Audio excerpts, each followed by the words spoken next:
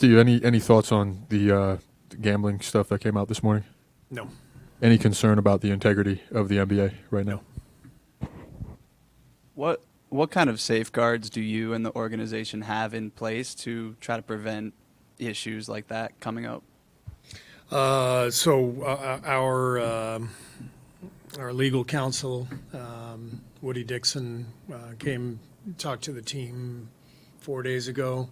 Every team in the league does this, goes through bulletin points of everything that is not allowed in this issue, and so our players are well aware. All players are well aware of what they're allowed to do, what they're not allowed to do. And on tonight's game, Al told us this morning that he's going to come off the bench again.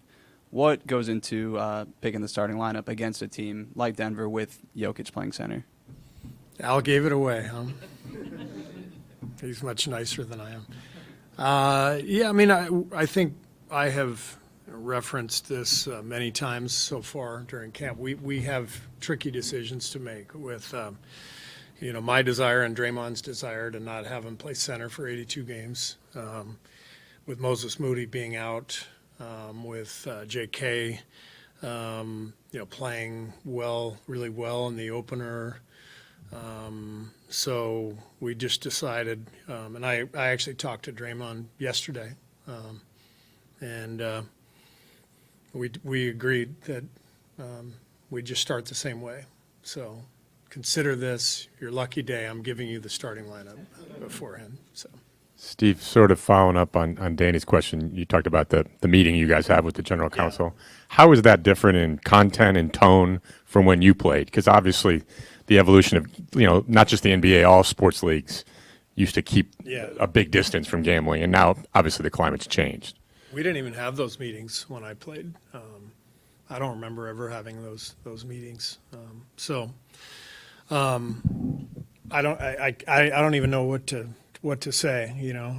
Gambling scandals go back, I don't know, the Black Sox, 1919, so there's a history of this and worldwide, I think, in sports. So I don't know what else I can add, but I do know that we are well informed every year by the league. I guess I was just trying to get some context for how it was different then versus now, given that the leagues have these partnerships. How does that change the equation in your mind? I think the biggest thing is that our players face a lot of wrath of fans. I know I've talked to our guys. Our guys get nasty social media posts from people who bet on games, and that's the thing that I don't like, about this the most. Our players should not have to deal with that, but they do. They probably would anyway. Even if we didn't have a partnership with these companies. So it's just kind of the modern life, social media, everyone having access to everyone else. And it's rough. I feel bad for our guys. I've gotten some emails in the past, from people I don't know saying, hey, thanks a lot. I had money on the game tonight and you screwed up by subbing so-and-so in or something like that. And, I've gotten those too. It's weird. It's really weird. Steve, the other night, I think you went 11 deep rotation-wise. I don't know. Was that in the plans? Was that maybe some foul trouble issues? Just given we do have two other players who are likely to be in the rotation or not playing. Right. So is 11 target? Is a little much? It was in the plans based on 3 games and 4 nights to start the season.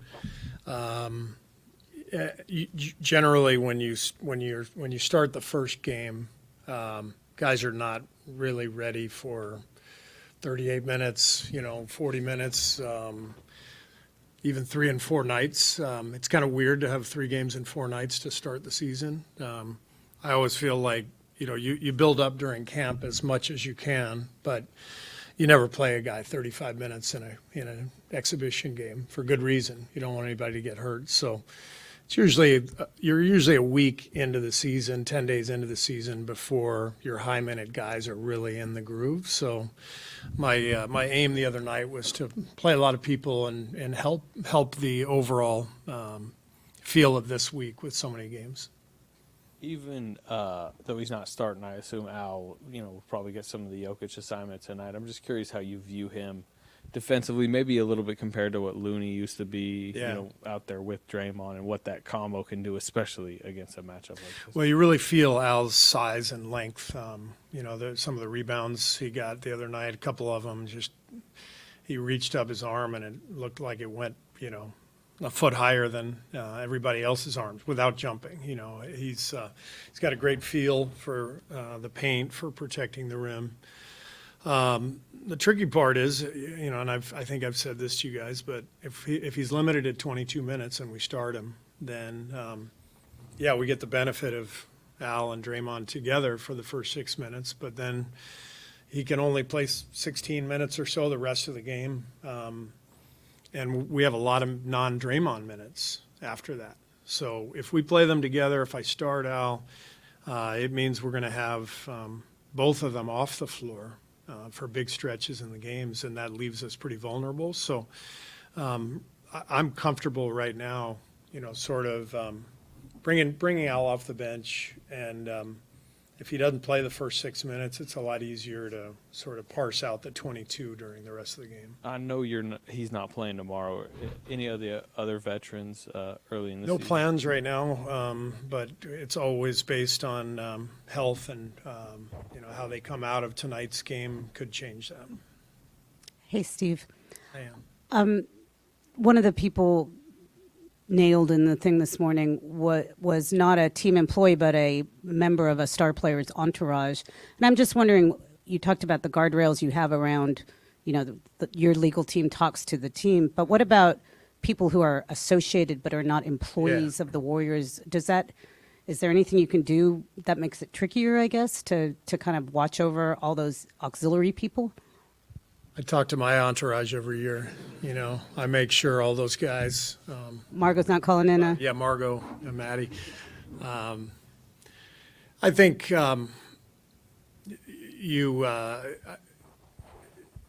that's covered in the meeting, right? I mean, it's like, and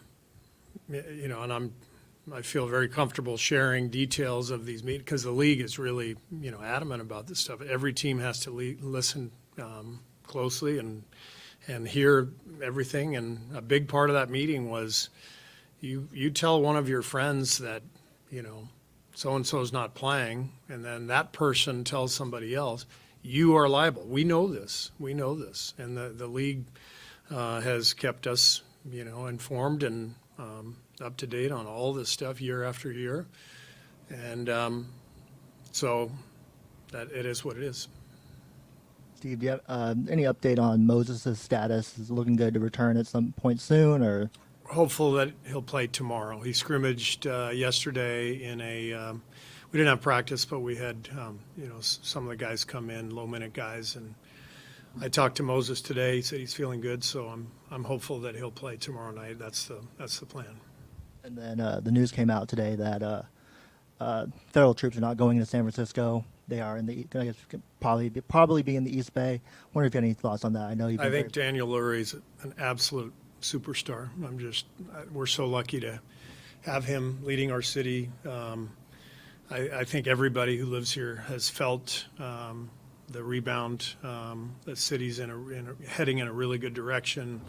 So many good things are happening. I think he's awesome, and we're lucky to have him. And I feel great about what he's doing and what's happening out there. Steve, you always say you don't want to play Draymond 82 games at the 5. Is there a comfortable range you want him in terms of over 82 number of games? Not really. I mean, I just know that it's such a long haul, and he's got to play some minutes at the 5, but I just don't want to overdo it. I mean, we played him at the 5 the last 30 games after we got Jimmy, and we were great. But that's just a lot. It's a lot to handle. So we're going to have to figure it out. I don't think there's any easy answer to this, but we have to figure it out, and I may have to protect him from himself a little bit on this too. So probably 80 or 81. 81 is good. Hey, Coach, given how well you guys played on opening night, what are you hoping to see from the team tonight as you guys try to establish that chemistry? Second half was what we want to see. The first half was a great description of what not to do. Second half was great. So we have to take care of the ball. You know, Denver, number 1 in the league last year in fast break points. If we turn it over like we did the other night with careless turnovers, we're in huge trouble. And so that's where this game starts. And then you have to take away the easy stuff, the back cut layups, and you fall asleep because you don't like a call and the ball's being taken out and you're talking to the ref and Jokic throws it right over your head for a layup. Like, these are all things that we have to take care of. So tonight is a big discipline game. Steve, this is the 7th season here now at Chase Center as we are entering the 7th season. What have you thought about the home court advantage you guys have built leaving from Oracle now? And that's a good amount of seasons to build something and win games here. Yeah, I mean, we're very comfortable here now, and crowds have been great. The arena's beautiful.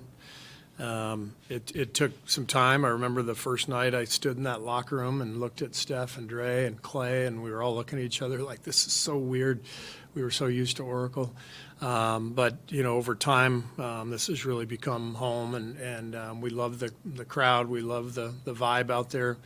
I've talked about this before, but the fact that the building was purposely built to be intimate and not a massive, vacuous stadium, but it feels like a basketball arena out there. It's a great place to play. Hey, Steve. Steph had that big scratch on his arm, and it's not the first time he's been scratched up like that. Do you guys worry about the physicality it takes off ball, and are there ways for you guys to sort of mitigate that? We do, but I don't worry about the scratch. I worry about a Charlie horse or something, but yeah, that's pretty common. I mean, it's amazing, how often you see guys just scratched up. It's a physical game out there, but we're used to that. All the players are used to that. Steven, you've always or have said that Jonathan, JK's got to be a 3 in the league to have greater success or play like a 3 or shoot like whatever it is. When he's now with Draymond and Jimmy, is he the 3 or is he the 4? Is it being blended? It doesn't matter. It doesn't matter what he is. It matters if those 3 guys can play together consistently, and what that means, what that entails, is the most important thing for us. So we got to execute. We have to run. We can't get bogged down in the half court. One of the best things we've done since we got Jimmy was just create spacing around him. He's one of the best isolation players in the league. But with that first group, if we're going to expect to just isolate Jimmy, the defense is going to be packed in the paint. And we can do that with the top of the second quarter group when we have Quentin Post out there, Buddy Hield. We put shooting around him. So for those 3 guys to play together, we got to be great defensively, and we got to sprint the floor, and then we have to execute offensively. We have to get movement. We have to take advantage of Steph. That's what we didn't do in the first half the other night, and we did do in the third quarter. You saw JK get the slip layup. You saw him, setting screens for Steph, and then of course he knocked down threes, and if he can knock down threes at a consistent rate, then that makes everything a lot easier. But we have to get better with a lot of things for that to work consistently, and we'll be working on that. Great, thank you. Thanks.